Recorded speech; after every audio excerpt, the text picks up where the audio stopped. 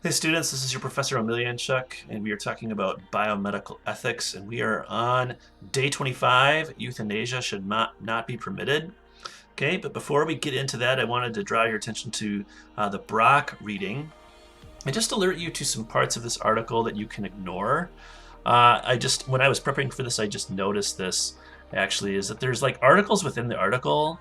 Okay, so there's like this little one right here. You don't have to read this stuff, right? I am only interested in the Brock text, right? So you don't have to worry about that. There's another one here too. Don't have to read that. Okay, and then there's one more, I think, near the end here. There we go. Okay, you don't need to read that either.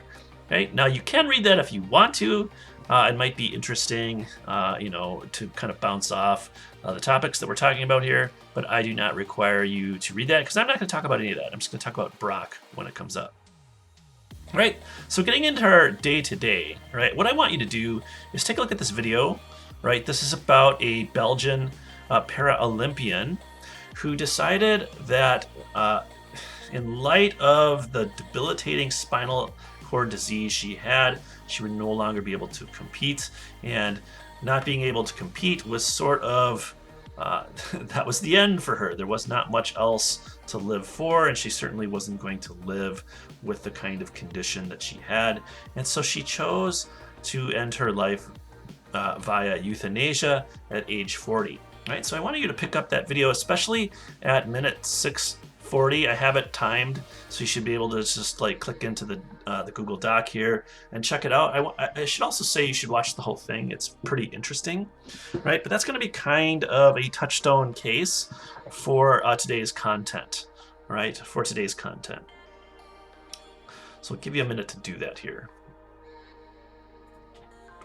Okay, so by way of review, right? We're actually the reason I chose this reading by Leon Kass is because, first of all, you are already familiar with him, and he ties things together here pretty well for us. So we kind of began with an examination of the Hippocratic Oath, right, and what that was all about, and then we talked about Kass here way back in January. Wow, it just seems like an eternity ago, doesn't it? About health being the chief end of medicine, or the governing goal of medicine. And so we come here to the end on euthanasia, and you really see him applying this kind of ethic, right? So he's going to kind of take and exposit for us, why the Hippocratic Oath had this provision in its oath against giving like deadly poison to people who are requesting for it or to bring about death, right? This was something that was seen to be incompatible with the physician's role as healer, right? And that's because, right, you have to remember this old idea, right, of the profession as generating an ethic that is internal to it, right? This internal ethic of medicine, right? It's very important, right? It's a long-standing idea. Cass is obviously committed to this, right? And so what that was all about, if you remember, is that the norms and practices of doctors arise from their commitment to heal the sick. That's like kind of like the central governing activity of what the doctor is supposed to do, right? Physicians are supposed to heal. That is their primary function, right? They are supposed to care for the sick, right? And so this activity of healing presupposes all kinds of things, a certain kind of posture, virtues that are conducive to trustworthiness, practices that are conducive to trustworthiness. And also, too, we have like health concepts, right? A picture of health, right? And so the logical endpoint of the activity of healing is to help restore health, right? That is what the physician is supposed to do. And likewise, the physician is never to harm that health, right? That is what this old internal ethic of medicine requires, right? So throughout the whole course here, we've been talking about like, all right, so we get into like research and how does this work out? Is this antiquated? Is this something now that we've progressed beyond?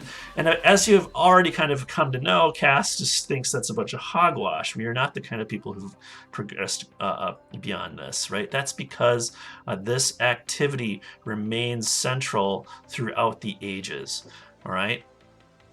And if you remember, we got into his article just about this. Okay, he's got he's got this idea. It's a kind of a universal idea, and that's the idea of health, human health.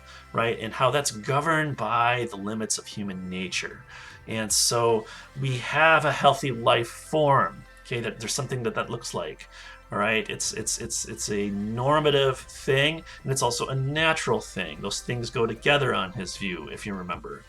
All right, and he talked a lot about false goals of medicine. He talked about like the customer satisfaction model, and he talked about a bunch of other things. But one of the false goals that he talked about was death prevention. He actually thinks that just keeping people alive as long as possible is really a perversion of medicine. Right? That's not what the goal of medicine should be. Right? Just being alive is not the same as being healthy.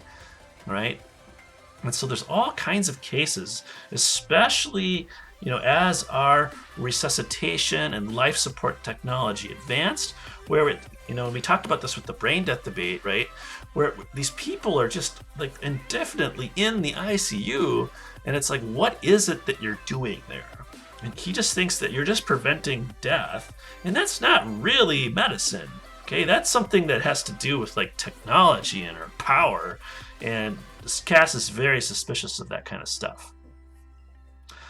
Cass is very, he finds that the whole idea of prolonging life is just totally impossible and silly, right? Our nature is bounded by mortality. Okay, and so doing all these really interesting technical interventions in the ICU looks more like a science experiment that just prolongs the process of dying. He doesn't think it's humane or even good or anything at all, right? He has a lot to say about this. It's actually quite critical. So even though he comes across as very much a partisan of the sanctity of human life, and he's like, no killing at all, you have to remember that he is not somebody's just like a vitalist, where you just got to keep somebody's vital signs pulsating all the time, right? He's not like that, okay? He's not like that. He doesn't think that the physician's activity is ordered to that kind of nonsense. All right, gotta have a drink here. Excuse me, right? Good talking and the mouth dries out. But I want to talk a little bit about euthanasia practices, right? That's going to be the language that I'm going to choose to deploy in this lecture. I'll give you a little bit of background. This isn't like the best name, but the reason I use this is just kind of as the moniker is that is basically I want to refer to kind of a handful of practices that there's a lot of debate about and a lot of distinctions that you should probably understand, okay? But the unifying thing they have in common, right, is that these are practices that are going to involve the physician's intention to bring about the inducement of death, okay, the causing of death. And this is done for the patient, right, for the relief of suffering, right, for the patient's good. So the doctor is causing the patient's death for the patient's good, right? Euthanasia, of course, right, comes from kind of the Greek words eu, and then I think it's thanatos or something like that. Good death, right? In search of a good death, right? And so euthanasia practices are practices that are meant to bring about a good death, okay? Now you got to remember there's different ways of understanding euthanasia, right? You can think of euthanasia as like, okay, the doctor is gonna bring about your death somehow.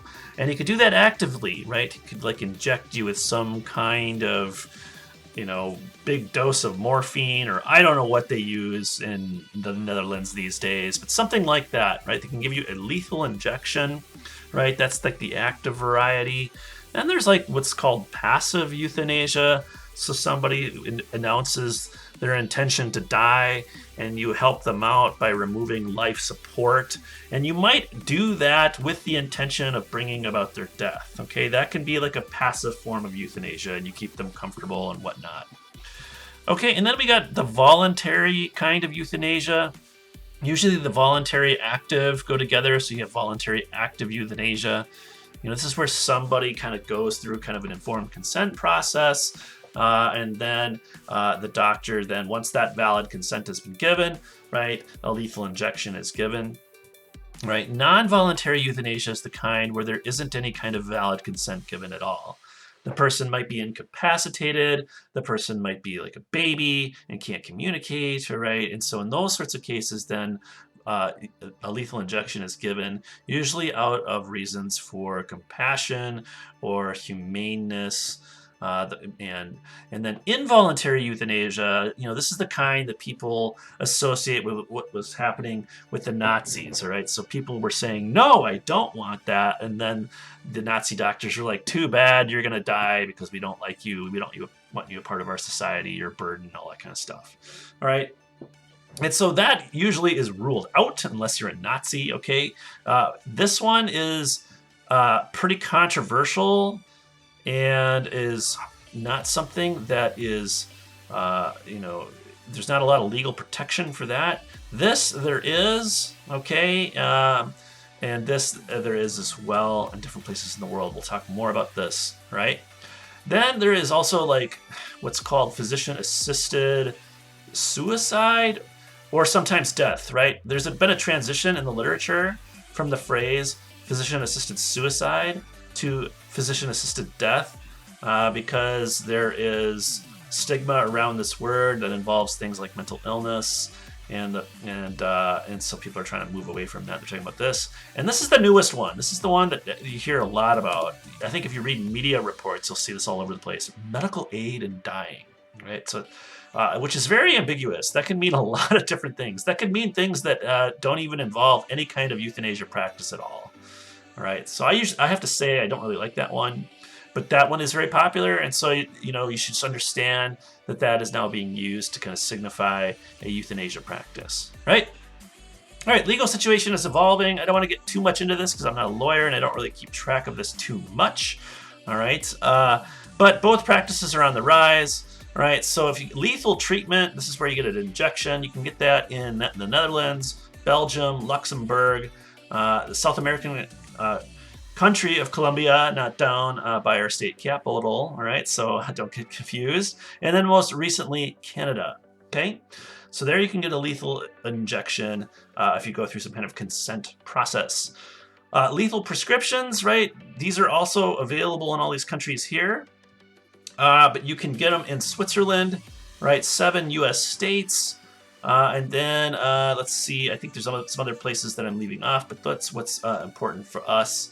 And I think that by the time I'm an old man, I think that we'll see it, at least you can get a lethal prescription in every U.S. state. I think that's probably going to be the case, all right? This just the way the trends are going. And that is in light of a pretty complicated history, right? This sort of stuff was permitted in ancient Greece and Rome, all right? That has been acknowledged by historians, but it's not like universal. I mean, obviously, Hippocrates didn't care for it. The traditions of monotheism, right? Judaism, Christianity, Islam, these all frown upon the taking of innocent human life. That is murder in those traditions, and so euthanasia falls under that, and so it's been ruled out in the Christian era. And then, of course, the behavior of the Nazis really set back the practice as well.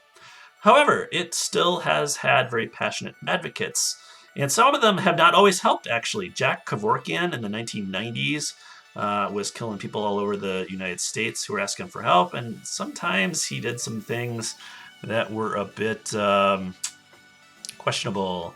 You can read all about it on this Wikipedia page. It's way longer than you would ever expect. And then also Derek Humphreys, who is pretty interesting. He wrote this book called Final Exit. And this was a kind of self-help book for those who just were like, you know what? I can't find a doctor to help kill me. And so how do I do it myself, right? It's a do-it-yourself, kill-yourself book, all right? And it's really kind of interesting. If we go to the table of contents here, he kind of outlines different methods. You can... Well, I don't know what Death Hollywood style means. But I think he gets into like different things, like how to like kill yourself with your car. There we go, death in the family car. That's what I was looking at. You can use a plastic bag over your head. I mean, he's got all kinds of different methods, right, that he kind of helps people work through.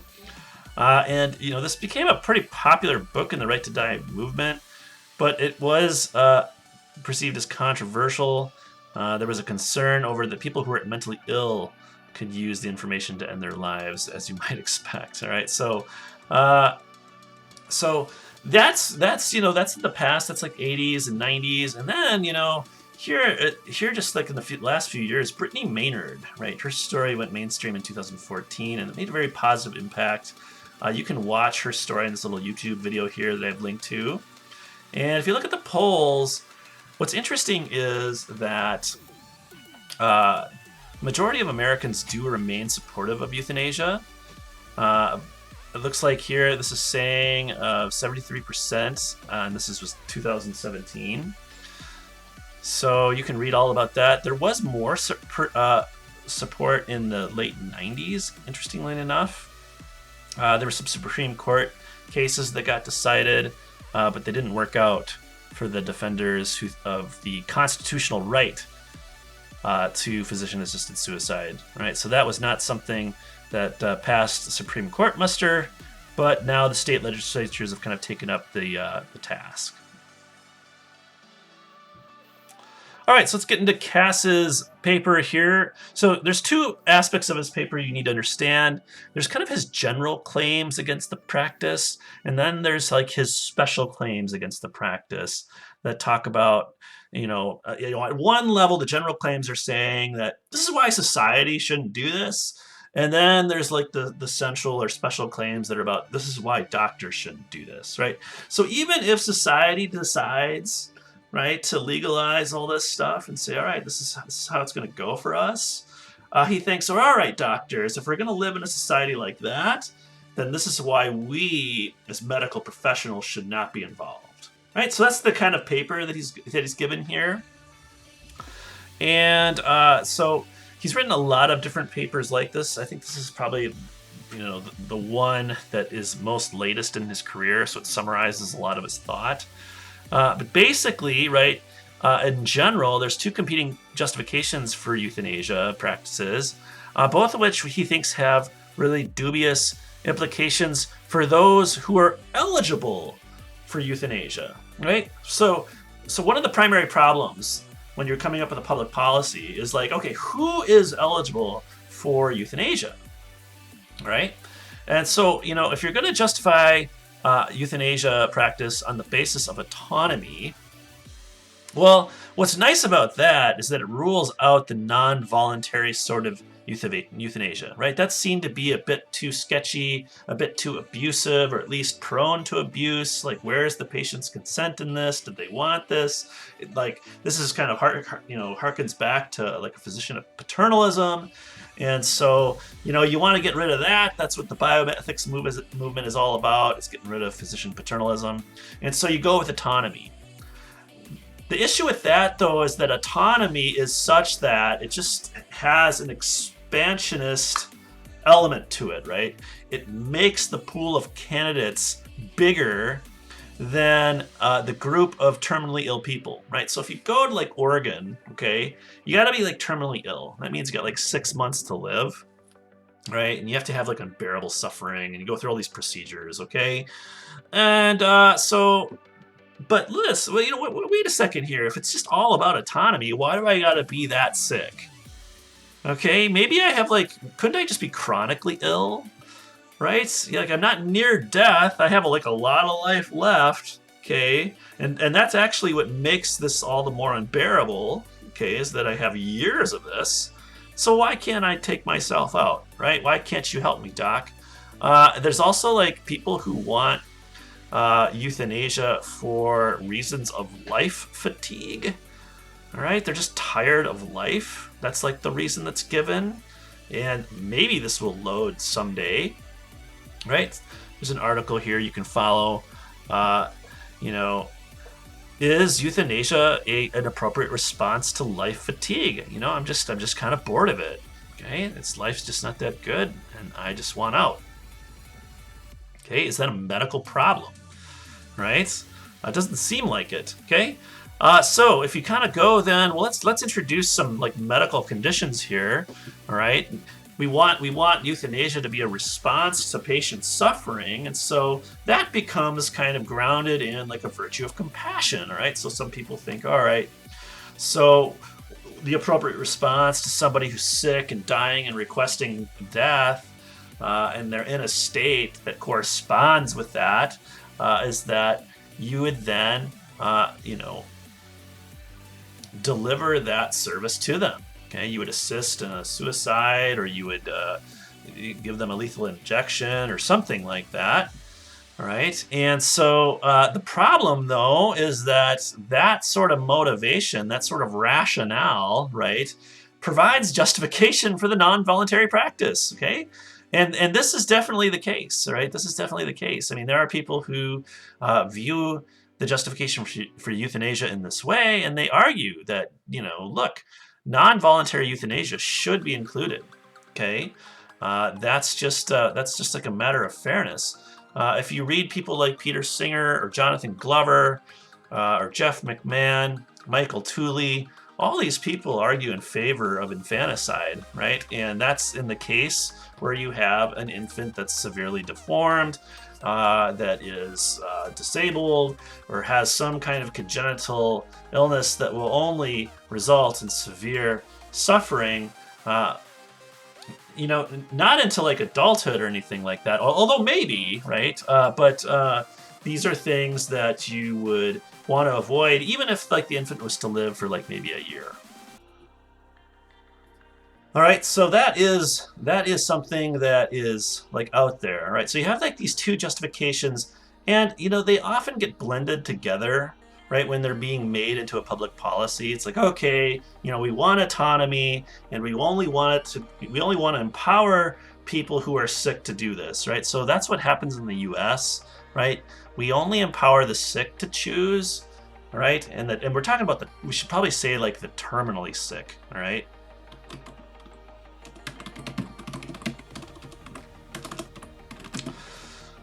But here's the thing with that, all right? Here's the thing with that sort of like, all right, well, let's just limit it to that, okay?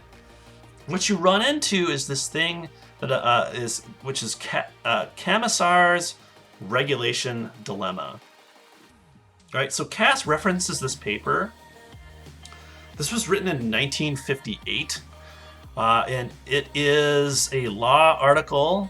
As you can see it here, is that the title is Some Non-Religious Views Against the Proposed Mercy-Killing Legislation. All right, so this is a classic article. Now it's 75 pages long, right? So, I mean, this is why I didn't assign it. If I was teaching a class on euthanasia, this would be one of the first readings. Right, this is a classic article, and its arguments are still referenced today. It's an enduring piece. And that's because for crafters, policymakers, for euthanasia practices, face a kind of regulation dilemma, all right? That's because they're committed to this. They want the practices that they want them to be, or they need them to be, both accessible and safe. Okay, you want it so accessibility means legal for one thing, but then also is that you can go down to the doctor and not get a hard time getting this stuff. Okay, you don't have to wait months upon months to get it, right? If you're wanting to die, it's usually fairly urgent. Okay, so that is sort of like the accessibility criterion. But then the safety criterion also matters, right? You don't want this to be abused, okay?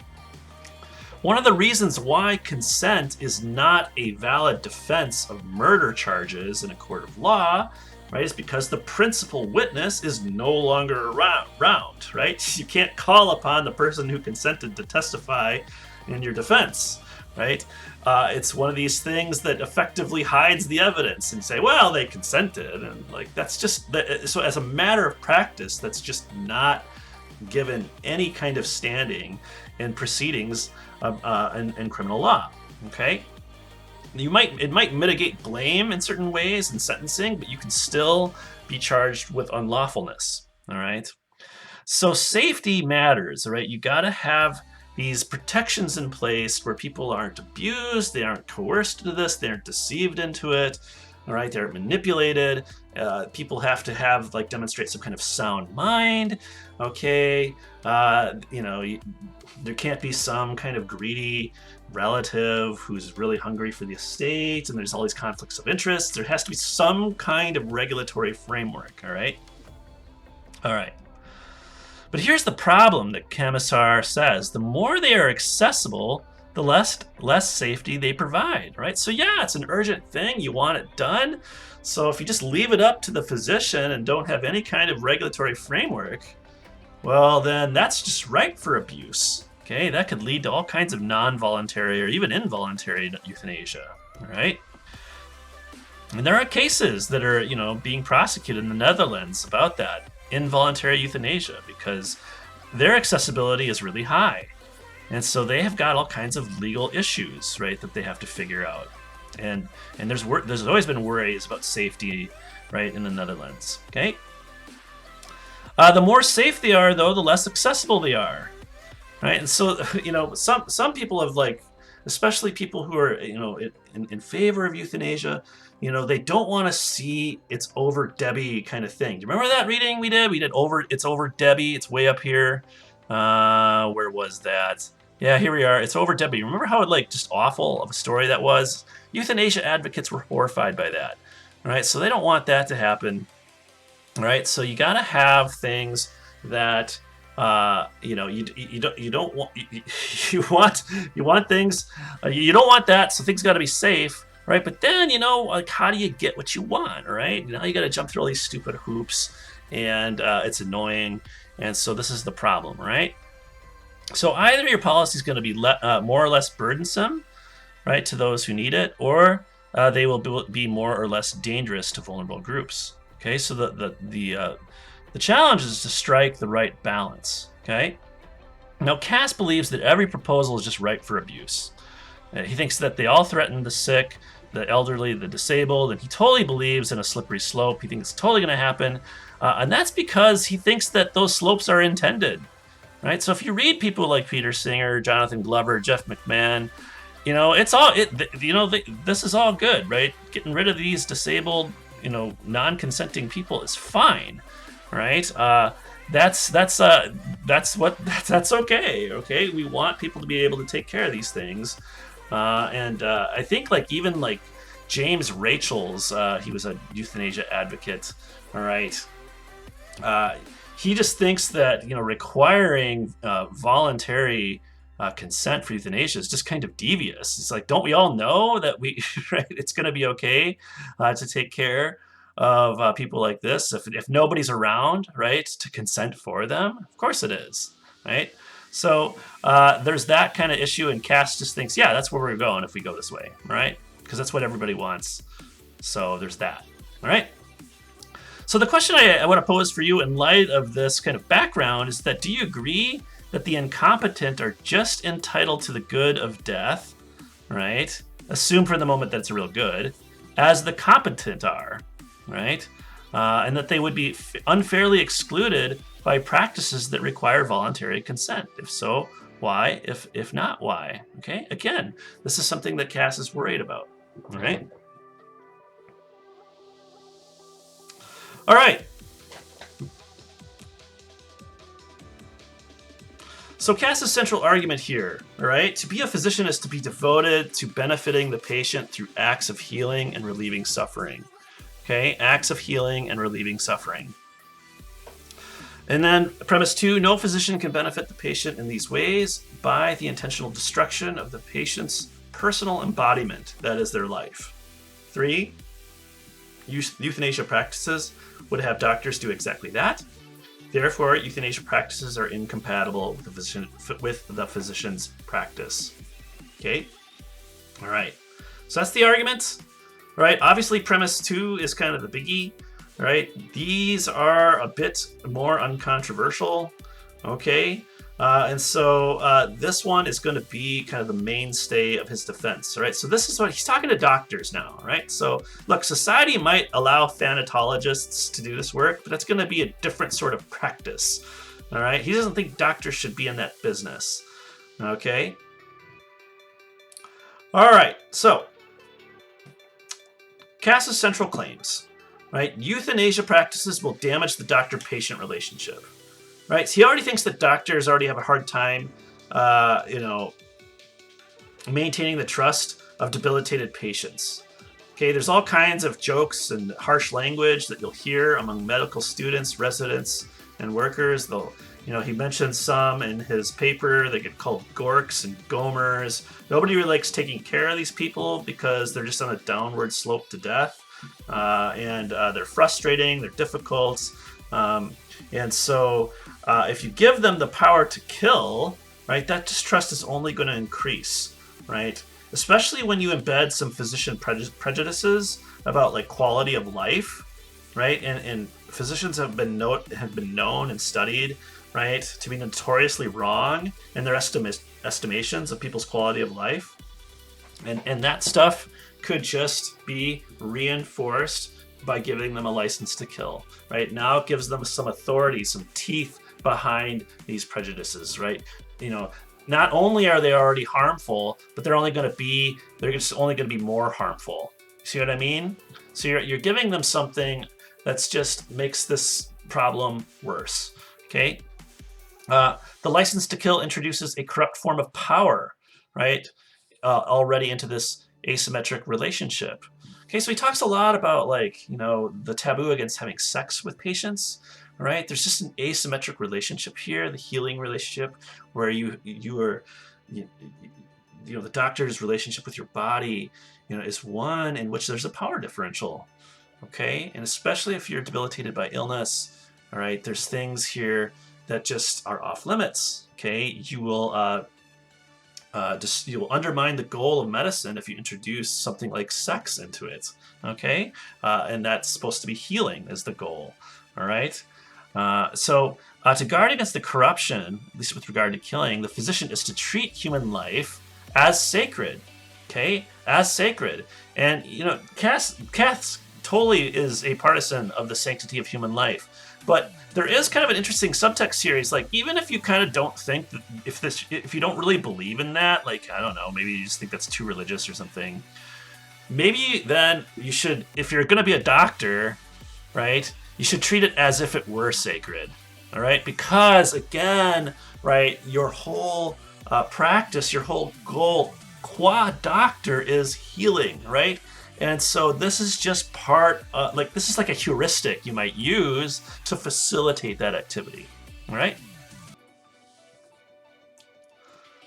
All right, he thinks that is what's going to constrain the physician's power, right? Is to treat the patient's body and the patient's life as an object that with reverence and awe.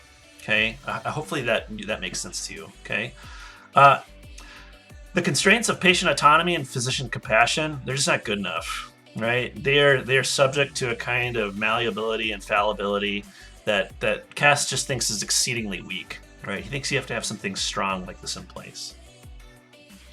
He obviously does not think that human life is just some mere biological process. Okay, he thinks it captures something deeper than that. And this kind of has a point of contact with what we were talking about with the embryo, right? This rational nature.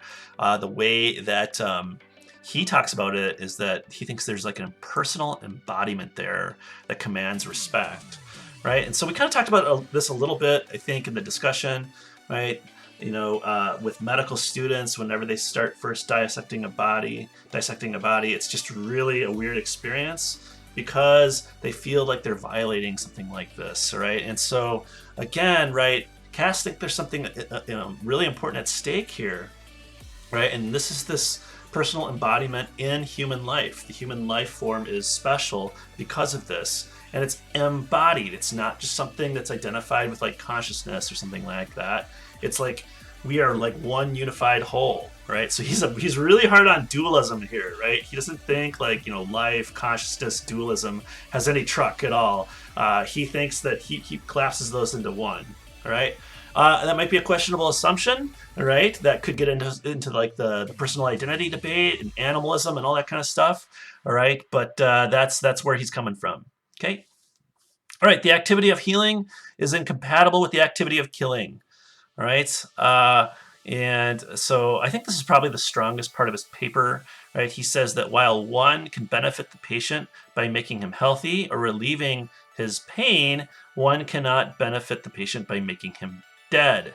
All right. Now, what is less strong, I think, is kind of this sort of thing, right? He kind of talks about like to act for someone's good requires the person's continued existence. All right, for the benefit to be received. Okay, so there's no benefit without a beneficiary, right? Now that could be debatable, and we'll talk about that when we get to the discussion questions, right? You might be wondering, like, well, wait a second, what about like harm, right? Does there have to be a subject of harm for somebody to be harmed? I mean, it doesn't. In fact, killing is a form of harm because it causes the loss, not only of somebody's experience of life goods, but because it just destroys somebody, right? They're just no longer there. Now there's a vacuum, right, in the world. Okay, like there's a space where they aren't anymore. And so you might think, well, wait a second now, what's going on with this? Like this, like kind of makes sense up here, but then when you start getting it down here, you're like, you might wonder if he's justifying this the right way. Okay. At any rate, he says that one cannot relieve the suffering of the patient by eliminating the sufferer, right? And call that an act of healing. And I think that's pretty plausible, right? That seems right. I resonate with that. I don't know what you think of that, but that seemed to be strong. But I don't know how it went along with this so much, all right? Withdrawing life support, that need not involve the intention of death, okay? And some people do kill people by doing this. They intend people's death by withdrawing life support, and that's not okay for Cass. Cass doesn't care for that. He doesn't think that's all right.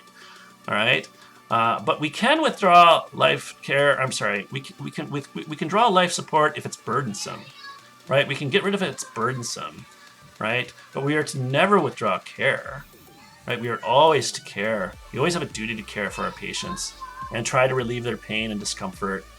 And we can accept the risk of death as acceptable as a side effect of those actions, right? We can engage in palliative care and help them die comfortably as possible, okay, without killing them, right? Okay, so he also thinks that dignity requires more than just humaneness. He thinks that rather humanness, I think, is what it is. Not entirely. Yeah, that was right, I guess. And so here you're responding to a sufferer, right, as a human being, right, as a rational animal, and you help them have courage. You love them. You help them with compassion, right, and you allow them to engage in those acts as well, right. And the point here is to assist living while dying.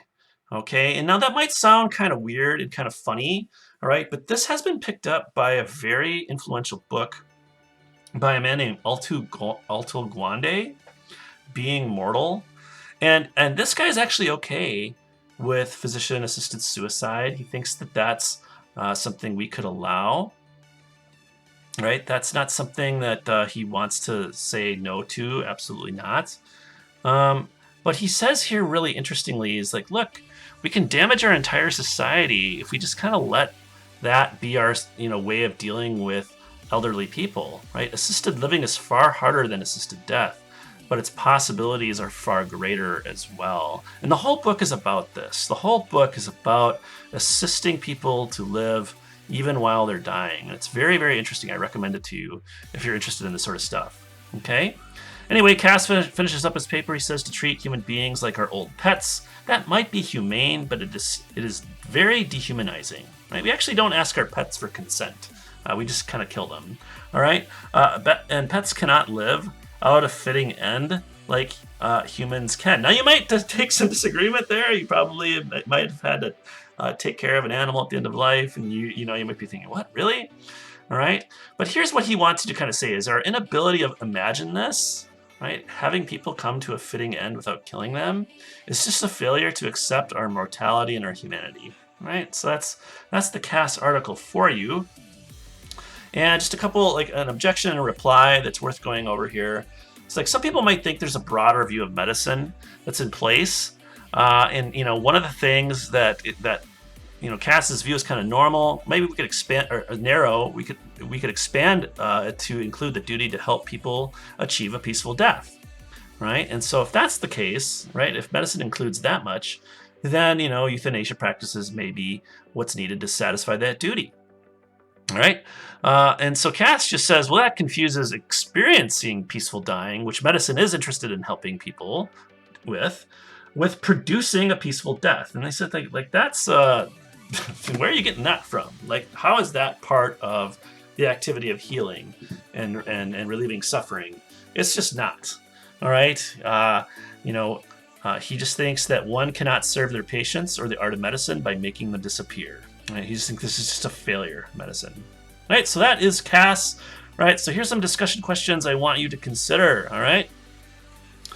All right. Marieke Verwoerd reported being benefited by having the option of euthanasia available to her and credited with helping her live the next 10 years of her life, right? So she requested, or she was told about euthanasia as an option in 2008, and she lived on to 2019 until she exercised her option, okay? How might Cass reasonably respond to this case, all right? Or if you can't think of how he might, why not, all right? Do you agree that the incompetent are just as entitled to the good of death as the competent, and that they are unfairly excluded by practices that require voluntary consent? If so, why? If not, why not?